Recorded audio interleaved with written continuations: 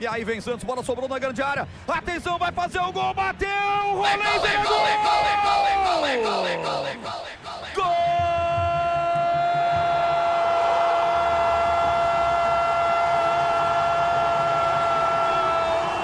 Do Santos! Gol!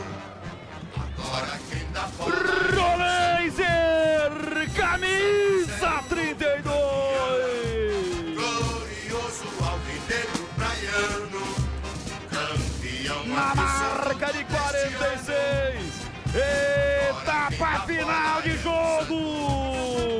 O Santos é Jogada pela ponta esquerda, o Escobar levanta lá no segundo pau, ajeita Robinho Júnior de cabeça, aparece pra tocar, de primeira Rolêser, ela passa debaixo do goleiro Carlos Miguel, pro fundo do gol do Palmeiras.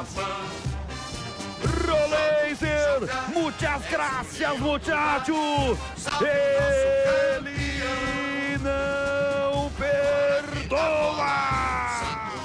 Rolêser marca para o Santos. Rolêser, você é fatal, é letal. Você faz um gol histórico que pode salvar o Santos do rebaixamento. Agora na Vila Belmiro, que está em festa pro Santistas de todo o planeta ouvindo a Rádio Bandeirantes. Rolêser, Santos 1, Palmeiras nada. O que vale é o detalhe com Taí Pedro Piscinato.